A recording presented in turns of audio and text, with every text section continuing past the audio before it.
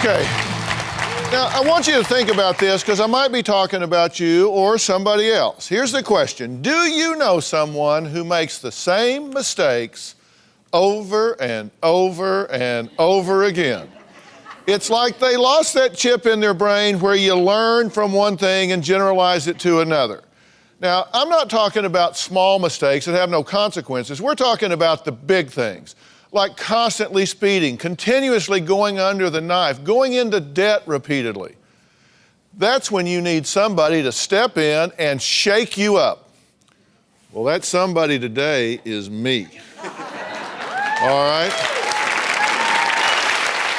Because I'm going to give repeat offenders that wake-up call that they so desperately need. Now, we're going to start with Jessica.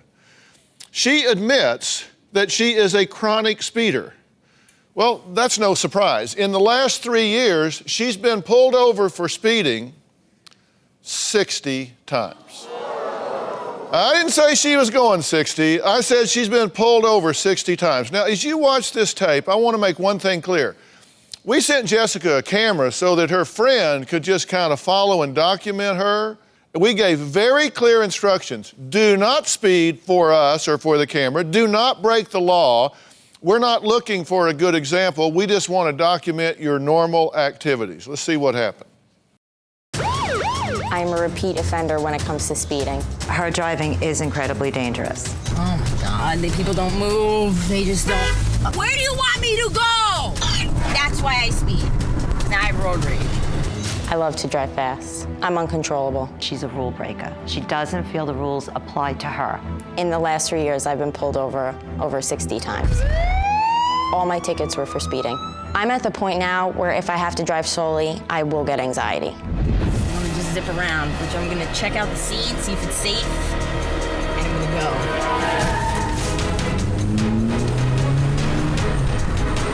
Feeling much better. When I'm in the car with her, I am driving with my foot on an imaginary brake, holding on white knuckle to the side of the door. Jessica has gotten the tickets, and her father and I are the ones that are paying the fines. We've paid between $2,500 and $3,000 in fines and court fees. My parents are fed up. Yes, I speed, but I'm not a bad driver. I'm good. I have reflex of a cat. If she doesn't clean up her act with the driving, I will sell the car. You know, public transportation, the bus, and rides from friends. My question is, can I stop speeding? My biggest fear is that Jessica would kill herself or someone else. And I gotta speed to do it. See, it just happens. Okay, what do you think as you watch that? I'm embarrassed watching that. What is it you don't get? It's not so much that I don't, understand, like, after the 40th time of being pulled over, like, I'm doing something wrong. I'm not even, like, conscious anymore of the fact that I'm speeding. Yes, in that video it shows that I'm saying, okay, now I'm gonna speed off, but it's not something that I'm intentionally trying to do. I'm not intentionally trying to Okay, but you've been talking back and forth with our producers, right? Yes. And so you have our number in your cell phone. Mm-hmm. Were you aware that you pocket dialed us this last week? No. No, I'm not. Yeah, you pocket dialed us last week, and we could hear her mom in the background saying, "You car, get out of the way," on a pocket dial. That's pretty random, don't you think? What do you think about all of this? I'm beside myself. I don't know what to do with her anymore. You don't? I don't. Okay, well, let's just take a look at just some of the places that Jessica has been pulled over for speeding. Let's take a look at this. I've got clocked going about 110 on here. The speed limit is 60. Over here is a 50-mile-an-hour zone. I got clocked doing 90. I've been clocked here doing 70. The speed limit is 25. I usually come flying around this bend. Here comes one of my friendly friends now. I got pulled over here, actually leaving this parking lot. I just did something that I did the same night I got pulled over.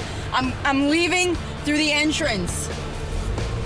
And I got to speed to do it. See, it just happens.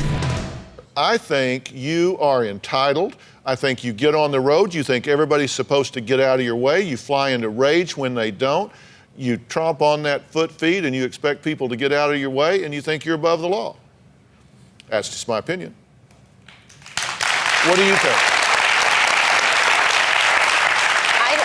personally, I see what you're saying. I mean, it looks a lot worse than what it actually... Really? Well, put it in context for me. Seriously, it looks worse than it is? Listen, you've been pulled over 60 times. Maybe I'm the one that don't get it. You've been clocked at 110 on the Parkway, 70 and a 25. That was residential.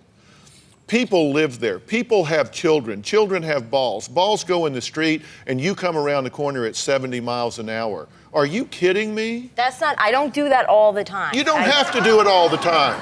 You don't have to do it all the time. If you've been stopped for speeding 60 times, how many times have you sped? 6,000? 600? Well, obviously, I have a problem. I mean, I'm not denying that. I mean, I guess sometimes I try to make an excuse.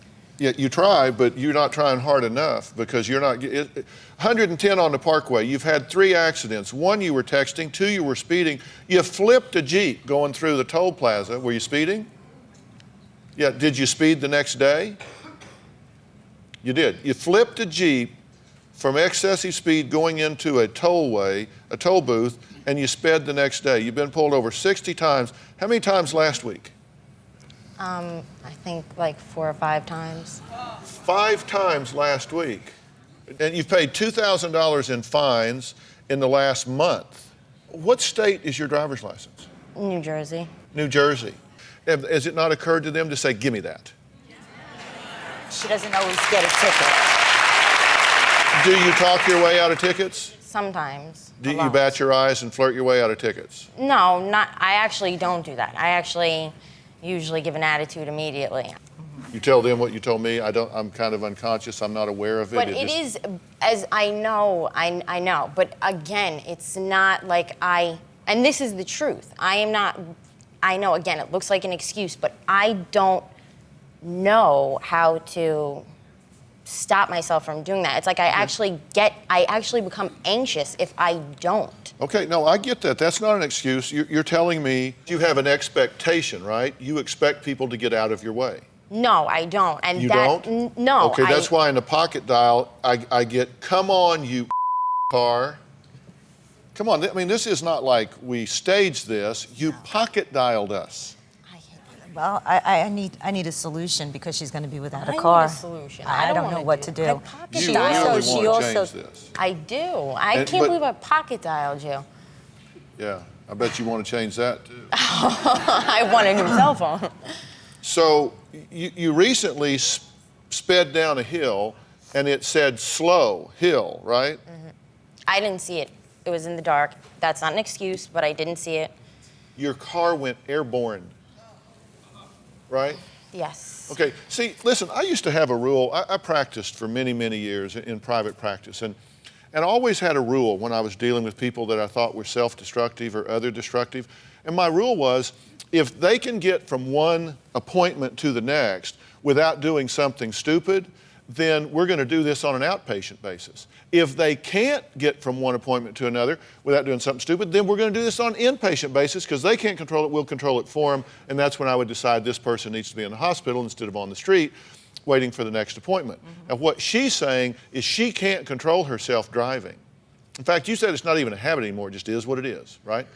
I mean, it started off as habit. It started off as, I felt like, I could get away with it because I was in scrubs going to work and I would be, I had an excuse at the time. So you'd play the emergency medical card. All right, we got to take a break. Jessica, in my opinion, is on a collision course with death. Her family is on a collision course with disaster. Can she stop speeding before it's too late, or is she just somebody that's not mature enough to operate a motor vehicle? I got some people that we're going to meet next that I think every driver needs to hear from, and I'll bet you they're going to answer yes when I ask them, do they wish I had had this conversation with somebody else in this world? We'll be right back. I have a speeding problem. I've been in a lot of car accidents. I was speeding through the toll plaza and I lost control of my Jeep and spun onto incoming traffic, slid down a ravine, rolled my Jeep. It was bad. She called to tell us that she had flipped over her Jeep. My heart stopped, and I just began to pray. After the accident, I was speeding again almost instantly. Well, that was Jessica talking about just one of 3 accidents she's gotten into because of her extreme and repeated speeding. She has been stopped 60 times, 5 times just last week, thousands of dollars in tickets. Marion is worried about her daughter because she thinks she's going to end up dead or killing somebody else if she doesn't get her driving under control. Now, you get this, right? Absolutely, I am. Yeah, this is out of control. And you recognize that she's telling you she can't stop. Right, she needs help. That's what you're saying, right? Yeah, You're saying, it's you hard. put me in a car, you're going to speed. True? 80% of the time, yes. Yeah. Okay, now look, there are 2 people here that I'd like Jessica to meet. Now, Alice and Tom tragically lost 2 of their sons in a high-speed car accident. Take a look at this. Jim and Danny were killed in a car crash on February 17th, 2000. I lost 2 sons in that car. The driver was going 100 miles an hour. And we found out 3 teens died that night in that car. My son 18, my son 15, and another teen 16. All 3 teens in the backseat were killed that night. It's been 9 years since it's happened. And there's not a day that hasn't gone by that we don't think about it. The driver of the car that killed our sons, he had several speeding tickets before, and several people would tell us that they had seen him driving fast. Your car is a lethal weapon. It kills. We were living proof right here.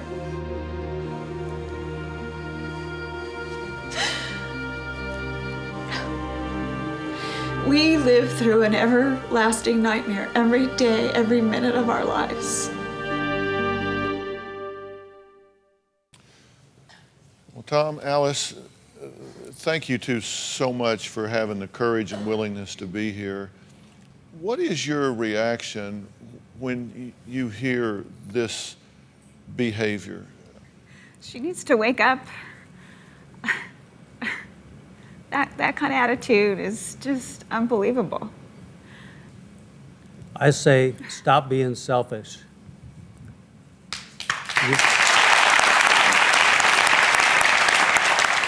I know young drivers today feel that they're invincible. That's not true. Well, you know, Alice, I want to put a face on this. I want to give you a look into your future. And when we finish, I want to give you a look into your future. Tell her what was taken away from you that day. 2 sons that never graduated from high school, never got to go to college, never got married, never had kids.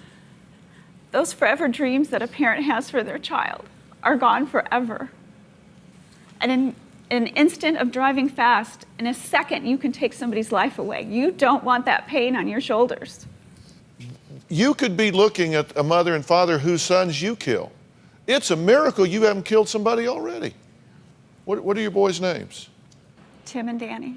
Tim and Danny. They're not statistics. Look at them. Are you that entitled that you can continue to do this?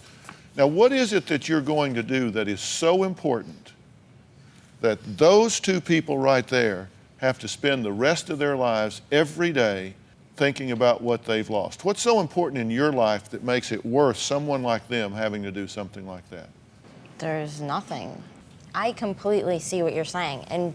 And to hear their story is, It's heartbreaking. it's, yeah, I mean, I just look like a selfish, ignorant person, and I don't want to be that, person who destroys somebody's family. What's And- it going to take? Do you need to go to jail?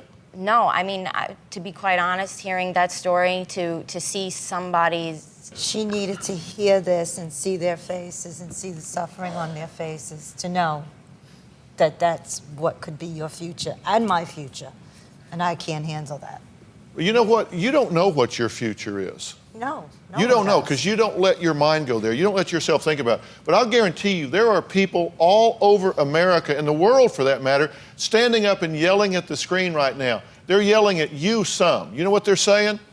They're saying, we live in this world. We have children on those streets. We drive carpool. Our kids ride their bikes. They go out there and do the things that they do. And they're saying to that screen that you and people like you don't have the right to put them in harm's way. That's what they're saying. And then they're turning and yelling at you. And they're saying, what the hell are you thinking, Mom? You don't get it. I do get it. That's why I'm here. Will you do something for me?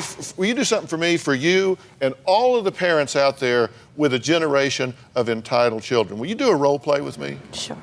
All right, after the break. We'll be right back. Today we're talking about repeat offenders. And, you know, oftentimes when people do things that are self-destructive, it doesn't affect just them. It affects other people. It affects their family. Now, I've said to you that I want your daughter to get it. And I said, I want you to get it too. You said, I get it. I don't think you do get it.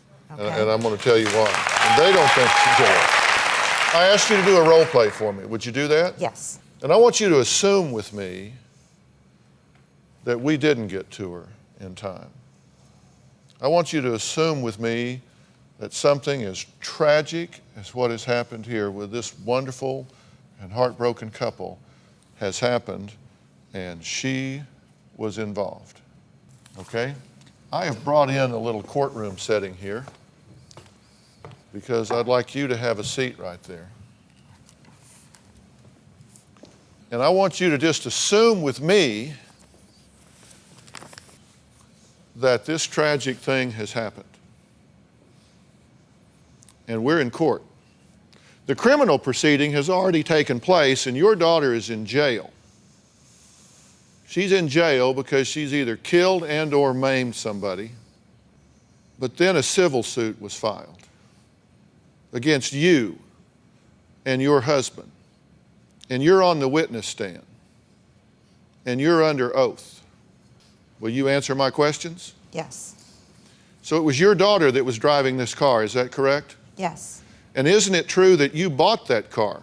Yes. And isn't it true that you had the insurance on that car? Yes. And isn't it true that this car was in your husband's name? Yes. So this was your vehicle, this was your weapon of destruction, this was your 5,000-pound missile that you put this child in and put them on the street. True? Yes. Did you find out that she had sped 60 times? Yes. Been stopped 60 times? Yes. You knew she had had 3 accidents, correct? I knew she had 3 accidents. Isn't it true that you knew she had spent thousands of dollars on tickets and thousands of dollars on these accidents? Where did she get that money? From me. Pardon me? From me. Speak up so the jury can hear you. I provided her with the money. You paid the money to get her out of accountability, isn't that true? Would you consider that to be enabling? Yes.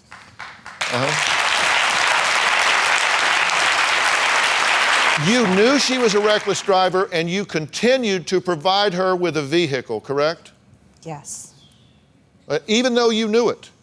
Do you understand the definition of negligence? I do now. Negligence is failing to do what a person in a reasonably similar situation would do. Would you consider yourself being negligent if you continued to provide her an automobile when you had this history? Yes. Do you know the definition of gross negligence? No. Gross negligence is when you act in such a way as to have a wanton and reckless disregard for people such as these with your behavior and conduct. Would you consider yourself to be grossly negligent if you continue to provide her a vehicle? Yes. If this girl has been arrested 60 times, had 3 accidents, done everything she possibly can to escape accountability, and you have funded that and empowered that, don't you think you might just fall under the definition of gross negligence? Yes. It's called foreseeability. Was her having an accident and hurting or killing someone foreseeable based on her history? Yes. Would a reasonable person in the same or similar circumstances been able to predict that she was going to do what she had done. Yes. So your family is now bankrupt. Your daughter is in jail, and you hang your head in shame because you didn't have the guts to stand up and be a parent and put this girl on the bus.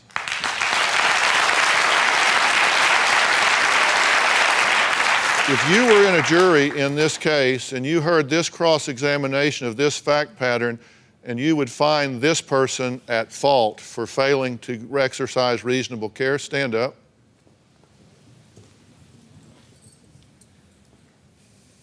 I don't want this to happen to you. Thank you. I don't want it to happen. I want to help her. I really don't. I don't want this to happen to you. You want your mother to go through this? Absolutely not. You can't be trusted in a car, can you? Be honest, don't be selfish. At this juncture, can you be trusted in an automobile? At the looks of this right now, probably not. And I know all the excuses. You live out away from town. How's she going to get there? What's going to happen? Would you rather go through this or see her take the bus? No, she could take the bus.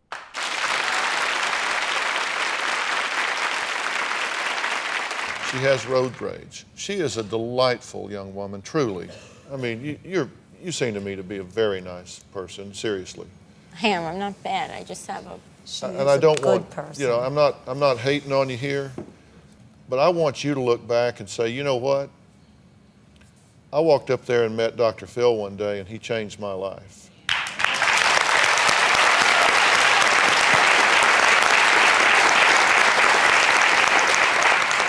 If I get you the help, will you take it? Absolutely. Will you take her keys?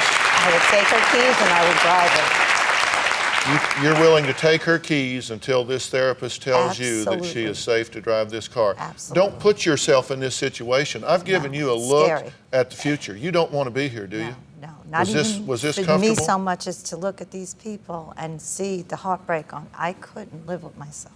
I couldn't. All right. All right, we're moving on. Up next, meet a woman that is obsessed with plastic surgery. She's not destroying other people, but is she destroying herself? She's 38. She's done it all from Botox to breast implants. Her husband says, and I quote, "I don't want her to look like a freak." We'll be right back. Well, today we're talking about repeat offenders. I'm talking about people who do the same things again and again and are stuck in a bad pattern in life. Maybe it's dangerous for others. Maybe it's addictive for them. And today is not just about the people on this stage. Today is about you. Today is about you as well. Now, Loretta says that she is constantly fighting an urge to get more plastic surgery. A lot of people are that way. She's had more than 7 cosmetic procedures. She still wants more. She's only 38. Her husband, Sean, says he's worried that Loretta will never be satisfied. Take a look. I never really liked the way I looked in the mirror, and plastic surgery helps me feel better about the way I look. I had my first rhinoplasty in 1998. She wanted to make sure her nose looked good in wedding pictures. I had my second rhinoplasty in 2008. I've had a breast lift with implants. I've had liposuction on my tummy, and then about 6 weeks ago, I had my inner thighs liposuctioned. It's impossible to keep Loretta away from 90210 and nip tucks. What scares me most about him is that she will then feel the need that she has to have that same procedure done. I don't have many of my teenage pictures or 20s pictures. I got rid of them all, and I just didn't like myself. It bothers me that she picks herself apart. I find her to be incredibly beautiful. I'm beginning to feel that she has some body image problems. You're a hot mom, as it is. You don't need it. I don't want to argue about it. I'll catch you on a better day. This is where hopefully DrPhil will help you. Well, Loretta wanted to make sure that she looked her best before she came to the show, so she paid a visit to her plastic surgeon, Dr. Driscoll, for Botox and Juvederm injections. Hey, Loretta. Hi, Dr. Driscoll. How are you? I'm in Dr. Driscoll's office at least every 2 weeks. Hoping we're going to do some Botox Okay. for my wrinkles, and my lips aren't plump enough. Loretta is starting to develop a bit of an unhealthy focus on plastic surgery, and it's starting to sort of rule her life. Bigger's better. Bigger is better. Well, not always. Loretta has a large list of all the things that she wants now. The first would be the mini facelift, including brow lift. So I've said no to that. My forehead, it's really wrinkly. She'd like to have fat injection under her eyes to get rid of some of the wrinkles. Loretta did kind of indicate going a little larger with her breast implants. If we did, she would end up having sagging much sooner. We could give you a little extra Botox today. Okay? Yes. Rhinoplasty is something that she would like performed again, and there's really nothing wrong there. I said no to that as well. All right, Loretta. Thank you. You're welcome. Thank you so much. Okay, Sean, you're concerned about this, right? Absolutely. What's your fear? My fear is that it's never going to end. I ultimately would like Loretta just to accept who she is. She spends a lot of time eating healthy and working out, and I just want her to be happy with who she is in her own skin without always having to pick herself apart. I think she's very harsh on herself. So what's your goal? Where's the in line here? What's the, how much is enough? What's your goal? People say you'll never be satisfied, and I can see where they're going to say that, because typically I'll fix something or lose a little weight and think I need to lose a little more or fix a little more. I just want to feel good about myself. I'd like to finally look in the mirror and say, you know, I look okay, and not pick myself apart. If you could just go right now, just get anything done you wanted to do, what all would you do? I'd fix my wrinkles permanently so I don't have to go back every so many months and get injections. So I didn't know that was an option to fix wrinkles permanently. I think you can get, you know, like a facelift or a mini facelift and get rid of my wrinkles. Well, you can't see them now because I had the Botox, but they're there. They're there. When the Botox wears off, they're back. They're right back. So you think you need, well, you must think I look like Fido's ass if you,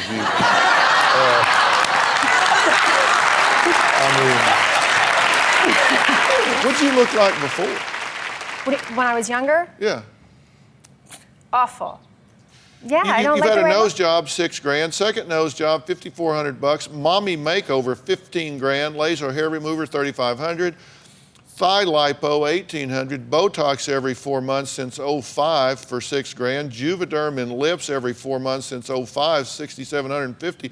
You spent $44,450 to date, and you're 38. Did I do the math right? I guess so. Yeah. I don't do. Yeah, that's it. That's it. What do you think I think about this? I think you probably think it's ridiculous. Yeah.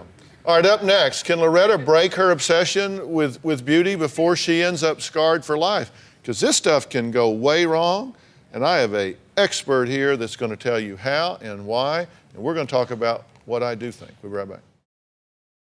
I had inquired about cheek implants to be put in just to lift my face up a little, to make it a little smoother. And he had showed me by stretching my face that it would just pull my face way too tight. And then he showed me some pictures of people that received cheek implants that it was just, you know, plastic surgery gone wrong, and they you know, just like Catwoman.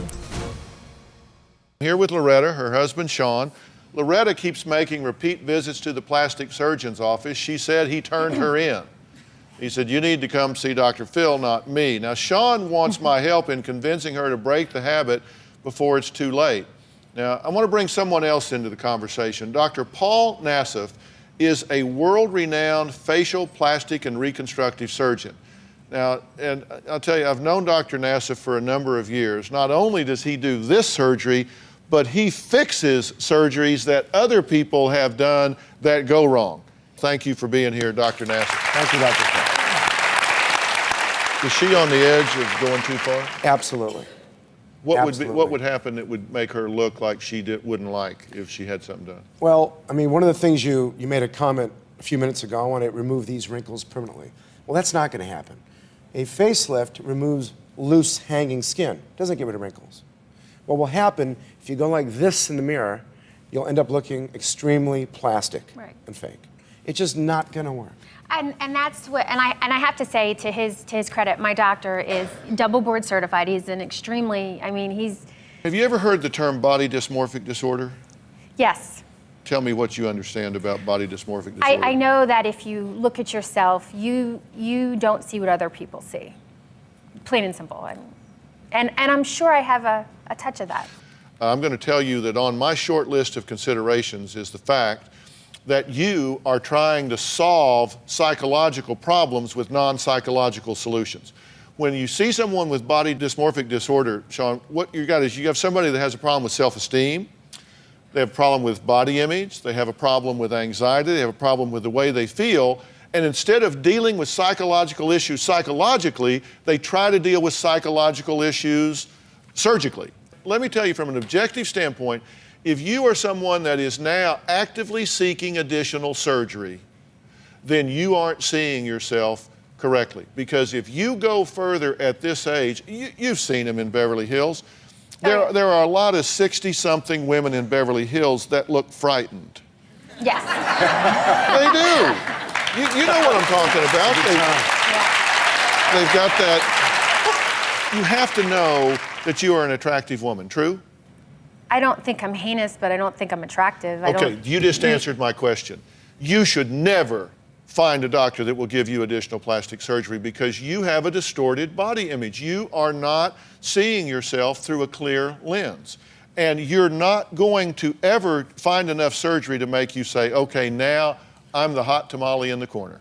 That's not going to happen with you. So don't freak yourself out trying to do that. And these things can go wrong. Dr. Nassif also brought us pictures showing what can happen when you have too many procedures done on your nose, for example, because you don't think your nose is fixed yet, right? No, I think he could have did a little more, just a little. Yeah, okay, Dr. Nassif, take us through this. Now, this patient has had so many rhinoplasties that it's completely destroyed the skin, the nostrils, and you can see how red that skin is. And the middle part of the nose is starting to collapse in. And it's pretty much almost, the nose is no good. You almost have to replace the whole entire nose. Do you get that there are some things you need to explore as alternatives to surgery? Yes. I don't want to look like that. I truly don't. And, since coming to the show and talking to people, I see that I could be headed in that direction. Okay, and what I want you to go away from here, and Sean, hear what I'm telling her here. I believe you have a distorted body image. I think you have a distorted self-image. And you need to get that looked at. Yes. Okay? I agree. Seriously. And then once you're comfortable with that, then you can trust yourself to make decisions, right? Right. Okay, all right, we got to move on. When we come back, we're going to talk to a repeat shopping addict who put herself 50 grand in debt. She paid it off, but she's shopping herself right back into the hole again. We'll be right back. Well, today we're talking about repeat offenders, and I'm trying to get to these people and to you through these people before the ultimate disaster happens, okay? And some of these things can have very long-term troubling consequences. Victoria says that she is compelled to shop. I cannot stop shopping. I don't even know how many shoes I have. I have so many coats that they don't fit in the closet. I don't have enough cabinet space for all of the makeup that I have. I have over 1,000 CDs. Shopping's satisfying in the moment. It feels like a friend. I will rack credit cards up because I don't have the money to support everything that I bring home. I have close to $11,000 in debt. I'm here visiting the DrPhil show, and I'm staying in a hotel in the middle of a mall. So I've already bought things my first day here. Dr. Phil, how can I stop my shopping problem? What did you buy new for the show? Well, some of the things I don't have on, I bought a new jacket, a couple of tops, earrings, makeup, a headband. To come to the show? Yes. So I feel a lot of pressure right now. This has got to really be worth it. What are you getting out of this? It's satisfying in the moment. I work a lot. I don't really go out. Go for a walk in the park. I mean, go do something else. But look, do you know when I was just talking to Loretta, I said, you need to deal with psychological issues psychologically, okay? You need to think about shopping the same way you would think about taking a fix of heroin or taking a pill or taking a drink, because it gives you a payoff in the moment, right? Do you get a high or do you get a calm? I get a high at first, and between the car and getting home, then the buyer's remorse sets in. Okay, so it doesn't even last very long. No. It's just in the moment. You're possessing something. Until I get to wear it and look cute. Yeah, yeah. Well, you can look cute without something new. You got more clothes than you'll ever wear. You understand, this is an anxiety play. People that do this have anxiety. They have the pressure, tension welling up inside, and they got to deal with it. So one way to deal with it is go buy something. So you get that feeling there. Just like pushing on the accelerator, you get that relief at the moment. Getting this surgery, I don't like myself, but now I have something new. I have a new nose, I have some new ears, I have some new this, I have some new that. But then they get old, right? Yes. Yeah, you want to fix what you fixed. Yes. And so pretty soon, you don't even have a place to put stuff, right? Absolutely. So you got to figure out what it is you're anxious about, and you've got to get some alternative coping skills to dispel that anxiety when it occurs. If I make available to you someone to teach you those alternative coping skills, will you do it? I would love to. All right? Because let me tell you, when you do the relaxation, when you get into that, it really takes that urgency away. There are some ways to do this, and I'm going to put them on the website. You don't need to see a therapist to do it, although you do, in my opinion.